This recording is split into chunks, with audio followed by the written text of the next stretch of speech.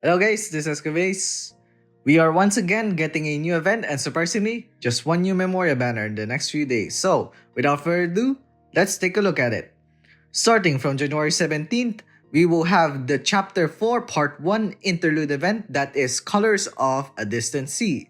And yes, like Requiem for the Blue and other interlude events, this will only unlock once you finish the chapter. And yes, this isn't a side event, you are basically required to read the story as is technically part of the main story after completing Chapter 4 Part 1.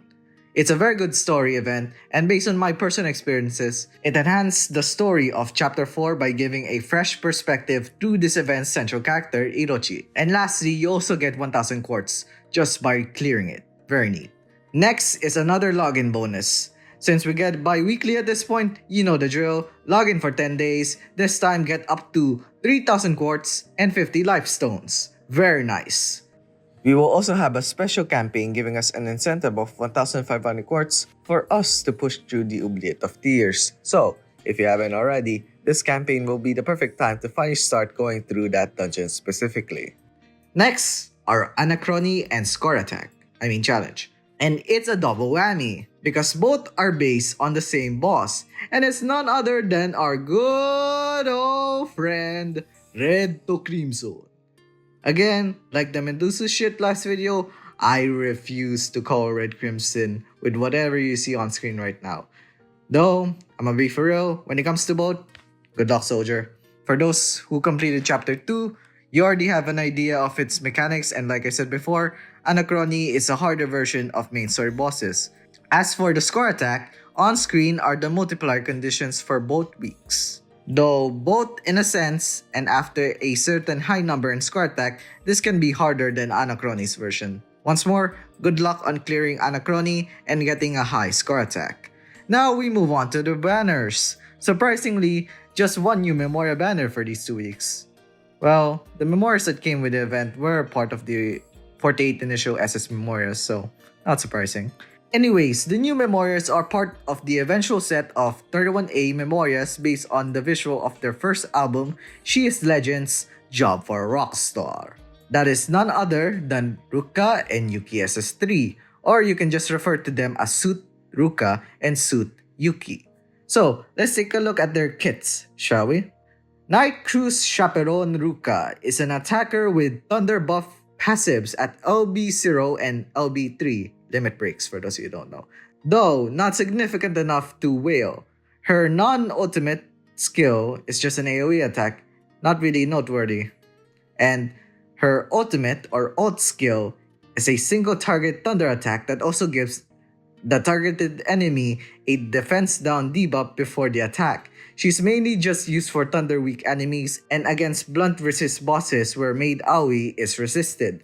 Night Cruise Attendant Yuki is a breaker with passives that is not really significant, so same as Ruka, no need to wail her. If Ruka specializes in thunder single target, then Yuki specializes in thunder AoE. And with that, she has a niche. Specifically, she's one of the queens in dungeon runs, as she's built for it due to each battle having multiple enemies, and with the nature of encountering multiple enemies that the dungeons give, the opportunity to build up multiple OD or overdrive gauges is ideal.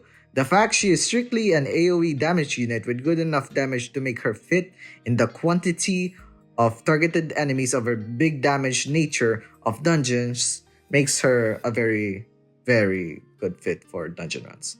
Her AoE non-ult skill, and especially her ult with that initial skill attack up before the damage, melts mobs and mini bosses like butter. Though as long as the enemies don't resist pierce or thunder, if you pull for her, she would definitely make your dungeon runs a bit easier. Ultimately, despite having uses, I wouldn't recommend this banner and consider skipping it. The Rockstar set has incredible art, but there are many other cool banners coming up. Though feel free to pull if you're doing it for the incredible and cool art or love RukaYuki, but otherwise there isn't really a high incentive to pull. Next banner is the Blaster banner.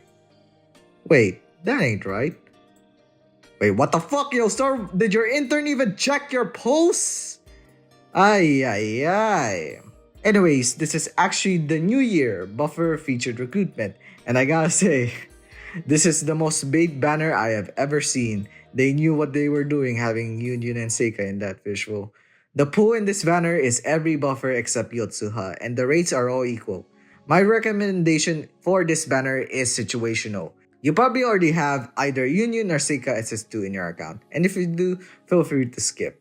For the ones without the 2 in your account but are regular players, I recommend to skip this as well and focus on the upcoming banners. Now, if you are a new player or are intending to reroll, this is the banner to reroll on. And yeah, last banner is the 5-star recruitment, and by the looks of it, this seems to be not a paid banner. And if it is, I would recommend this banner depending if your account is very or severely lacking in SS Memorias. Though keep in mind, the pool of this banner is every Memoria released so far, but Suit Ruka and Suit Yuki.